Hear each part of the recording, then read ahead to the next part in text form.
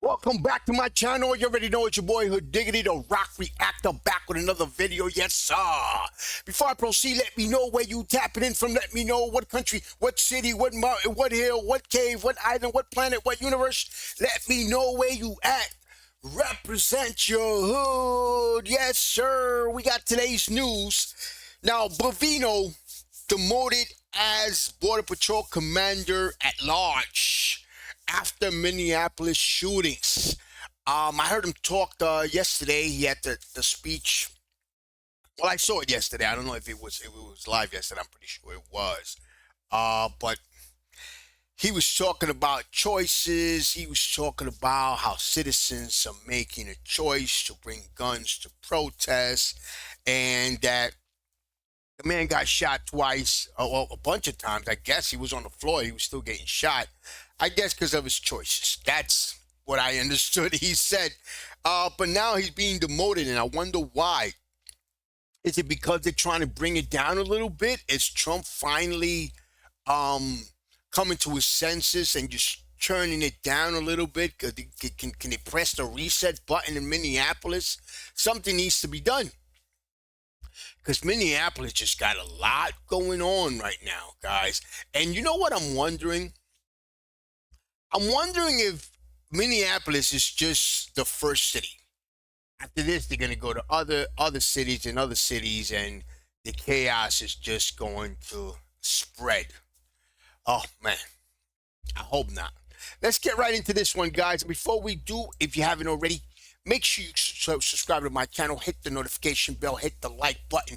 Any donations to my channel will be greatly appreciated. My PayPal account is on the screen. Let's talk about it.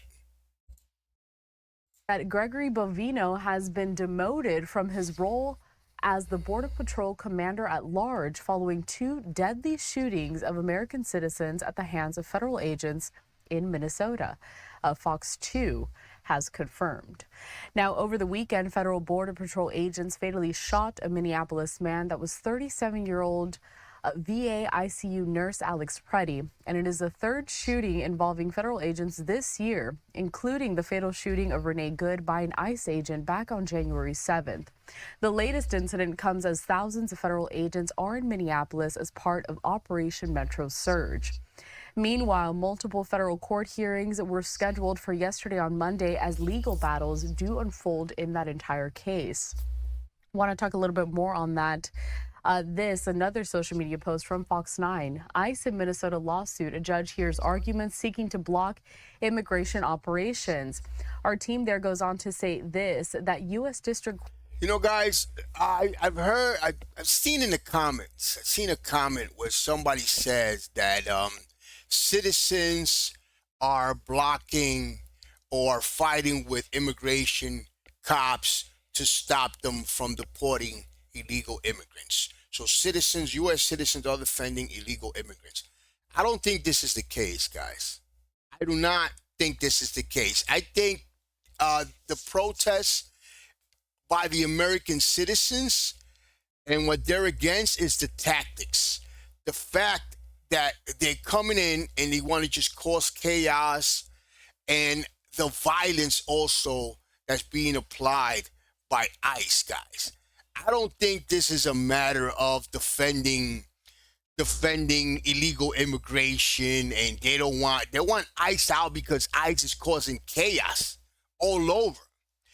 If ICE would have toned the volume down, just come in and do what they have to do, but they're coming in and they're just causing chaos, guys. That's just my opinion.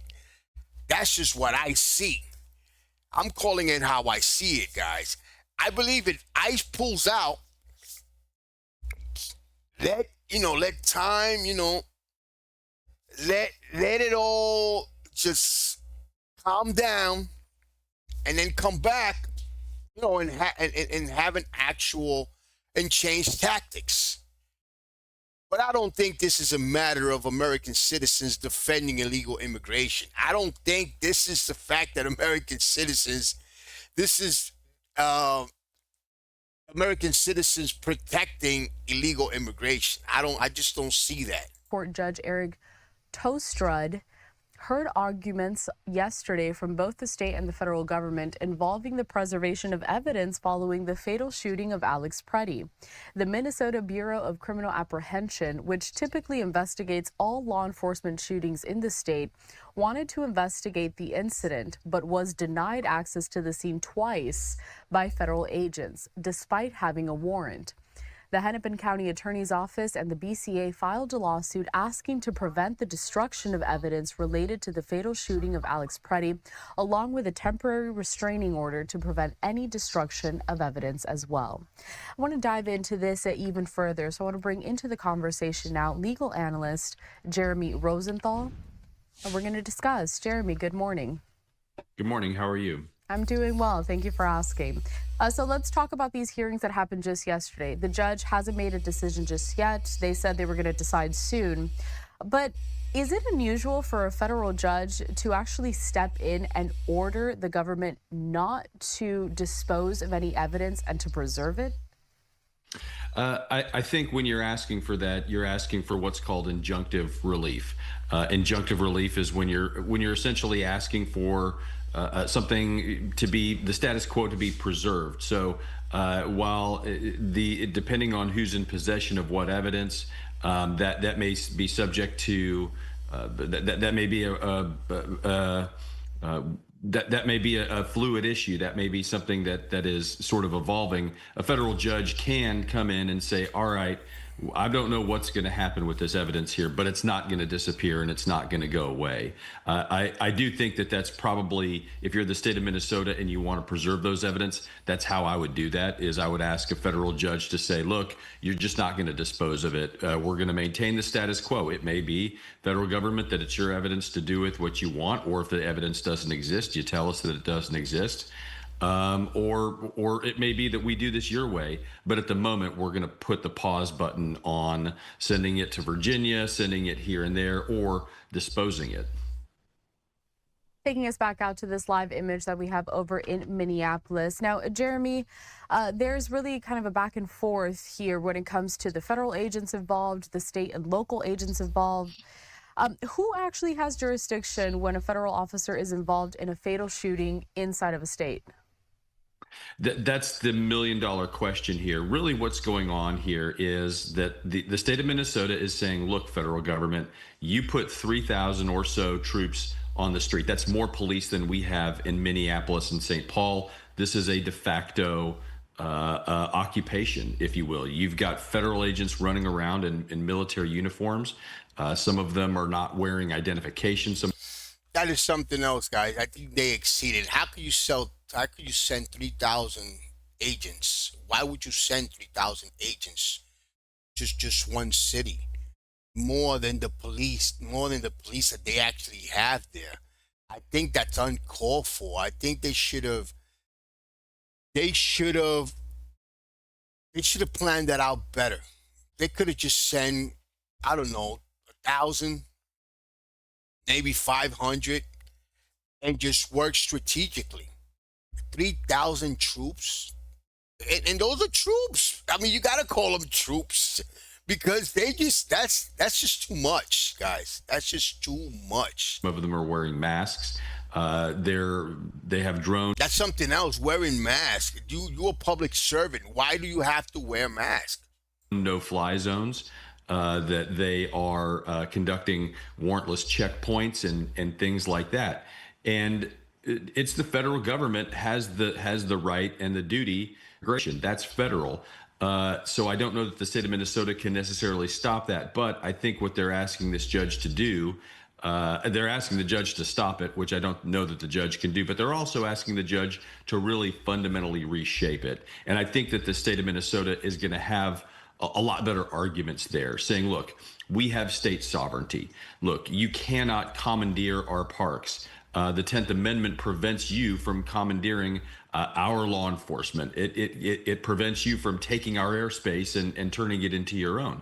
So I do think that you're going to see probably a compromised decision from this judge, meaning that they're not going to basically, the state of Minnesota cannot just unilaterally stop an immigration operation because they don't like it. And on the other side, I think what you're going to see is this judge may very likely step in and say, okay, federal government, we don't do checkpoints in America. We just don't do that. And you don't get to do that just because you're the feds. So I think you're going to see a lot of action like that. It just seems like still a lot of back and forth almost. So let's say the judge does step in and say, look, we don't do things like that here in the state, even though the federal government does have authorization to conduct these immigration enforcement operations. What would be the next step? I mean, who has the upper hand in this situation? Federals. It's a pretty complicated issue, right? The state of Minnesota is saying, look, you're retaliating against us. You're retaliating against us because you don't like our policies, because you don't like the elected officials that we brought in here. But again, where does an immigration enforcement action end and a retaliation sort of begin, right? Minnesota it's a big metro. See, this is turning too political.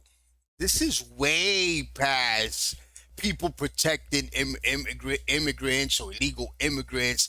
This has gone beyond that. Like, this is now, and it's a waste of resources. It's just a waste of resources just because everybody has to be on the red or blue team. This is like the Bloods and the Crips now. This is like, I don't know, the Raiders versus the Giants. This is like, it's turning into something that it started over just arresting illegal immigrants. This is something that's gone way, way, way, way past everything. And a lot of resources are being wasted just because people can't compromise, just because leaders can't sit down and say, look, we're going to do it like this. We're going to do it like this. Let's make a deal. Let's compromise. I'm going to remove ICE, and then we're going to come back, and we're going to do this way. And yes, you guys are going to keep the protesting and let them do their job, but you're not going to have a presence of 3,000 ICE agents in the city. It's just not right. It's chaos.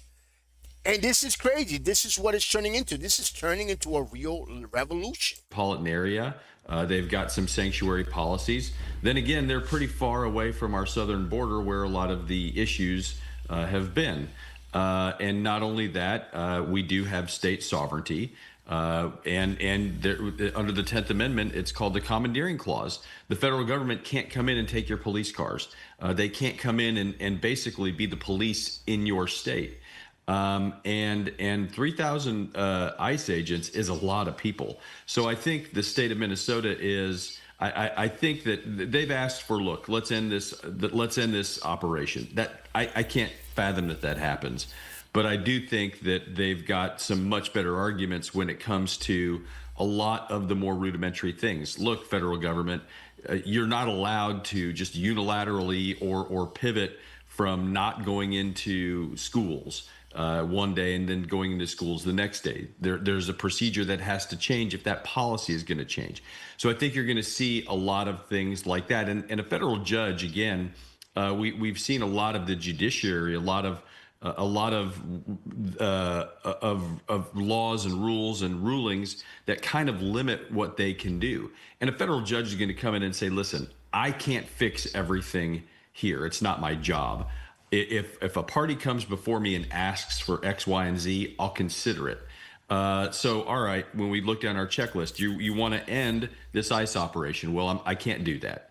All right, you want to stop checkpoints. Well, I can do that. I can order them not to do a checkpoint. I think that would be in the federal judge's purview. So there's a whole litany of things that the state of Minnesota has asked for, and that are really on the table here. And it's going to take a minute to sort of shape it and sort it out. And I do think that probably you'll see the judge do some of that.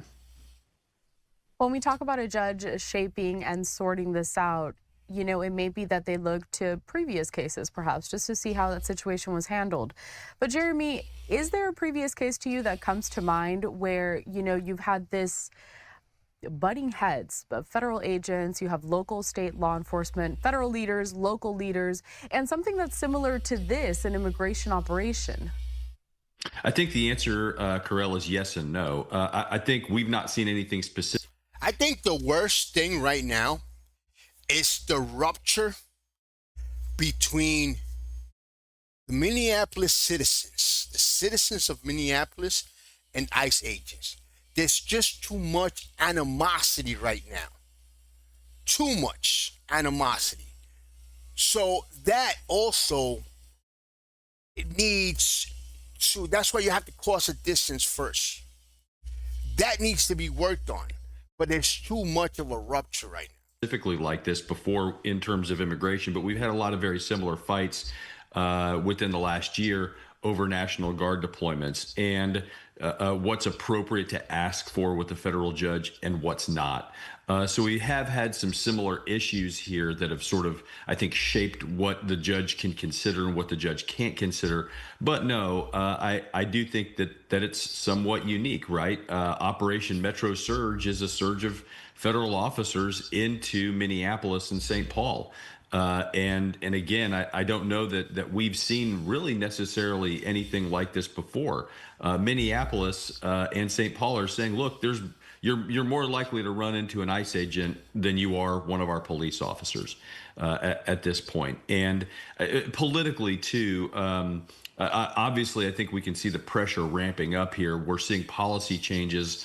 We're seeing leadership changes at ICE. On the ground there in Minnesota. So I do think that I do think that this thing is beginning to take shape. Will it happen in another American city? I don't know. But I think whatever this federal judge decides is going to really go a long way towards shaping how that looks. Can the administration change that, appeal that? I don't know. But I think that you're seeing a little bit of a retreat from the administration here. You don't often get Greg Abbott criticizing the Trump administration or Ted Cruz doing that either. So it kind of tells you that maybe that if the federal judge wants to order some changes, that the administration may sort of take it that way and then just move on. Speaking on that last point that you just made, I do want to reference this, a social media post from the White House. So it's quoting President Trump, and it says, I just had a very good telephone conversation with Mayor Jacob Fry of Minneapolis. Lots of progress is being made. Tom Homan will be meeting with him tomorrow, so today, in order to continue the discussion. And then thank you for your attention to this matter. So that just kind of goes to show what you were talking about there, Jeremy, this change in leadership and how possibly those operations are going to go moving forward. Before I let you go, though, this all really has rapidly intensified because of that latest shooting that happened this past Saturday with this 37-year-old man who was there, shot by those Border Patrol agents, killed.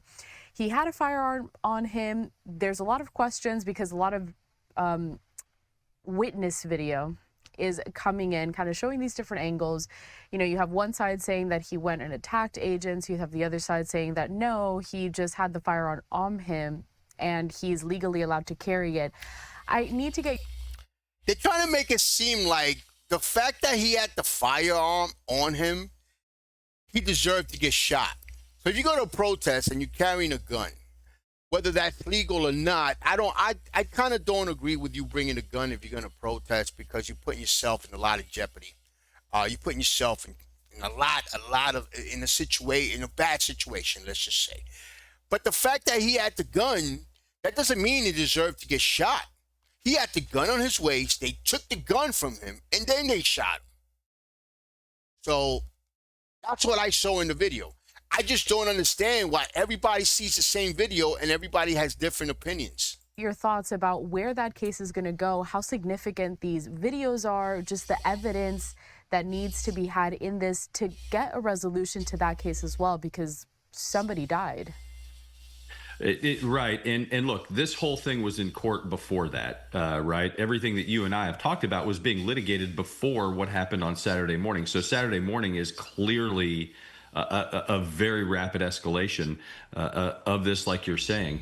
A lot of video footage, a lot of camera angles. But again, in the year 2026, I hate saying it, but it's really hard to trust your eyes. You don't know what's legitimate, what's not. You don't know what's fake news, what's not fake news. You're always having check. And I think that's what people at home need to do, is anything that you see or that you read, check the sources, make sure that it's trustworthy. And just because it might, whatever you're watching might agree with your underlying views of it, you still got to verify it in the year 2026. You got to make sure that the source of it is accurate, because there are plenty of accurate sources here. And if there's any good news to all of this, and this is a different law enforcement issue or trend, but the fact of the matter is, now that video cameras, surveillance footage, cell phone footage, even body cameras are ubiquitous, they're everywhere. Now that that's the case, we really do have the ability to get to the truth in a way that we never have before. We just have to make sure that it's the truth that we're looking at, and that requires diligence from the viewer, which is something that we've not really asked people to do before the year 2026, 2025, before the days of just different types of media and the ability to generate things that just aren't so. Well, in this case, we're talking about a video. I agree with what he's saying. There is a lot of fake news out there. But in this case, we're talking about videos coming from cell phones from 2 different angles, maybe 3 different angles. But neither side is saying that those videos are being manipulated. They're actually watching the actual video as we understand it to be. So I don't think that this is the case. As far as the video goes, we all watch it. It's like everybody reads the Bible and everybody gets a different understanding of the Bible. But in this case, we're watching the same video. We're watching exactly what happened.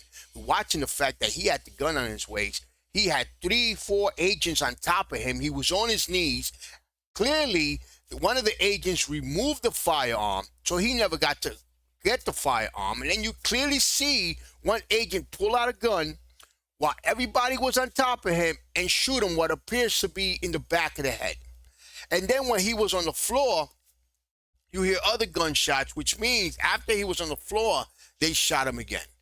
I really hope, this is getting so hot that I really hope that President Trump, and I think he's doing that. I think that people are getting killed. Citizens are getting killed. It's the bottom line. Citizens are getting killed. Bottom line. And these people, you need to understand, Trump needs to understand that whether they voted for you or didn't vote for you, the citizens, in this case of Minneapolis, are counting on you. We are talking American citizens. And I think this has gone way past that they're defending illegal immigrants. They're trying to keep ICE from deporting illegal immigrants. I don't think that's the case. I think this guy's gone beyond. I think the problem here is the chaos that's being caused, the violence that's being caused by ICE. The disconnection that has aroused between the Minneapolis citizens, American citizens, and ICE and DHS. I think that needs to be sorted out. This is way past illegal immigration.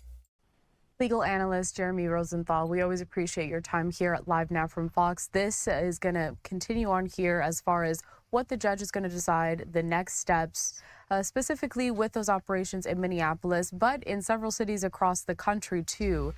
So we look forward to checking in with you just to see how this all develops. Have a great morning. You as well. Bottom line, guys, the chaos needs to stop. I think this is about the chaos. This is turning into something that should not be turning into. This is turning into a revolution. This is turning into just anarchy, basically. So I think there needs to be some type of order. And if this is the first city and they're going to go into other cities like this, it's not looking good at all. It's not looking good. Sending 3,000 agents, federal agents, to a city where it doesn't even have 3,000 police officers, I think that's a problem. Just to arrest illegal immigrants, I don't think that's the right tactic, guys. Something needs to change. And the leaders, I like the fact that Mayor Frey and and President Trump had a talk, because I guess that's the beginning of a compromise. Guys, you already know, man. Subscribe to my channel, hit the notification bell, hit the like button. Any donations to my channel will be greatly appreciated. My PayPal account is on the screen. May God help us all. Peace, love, and God bless.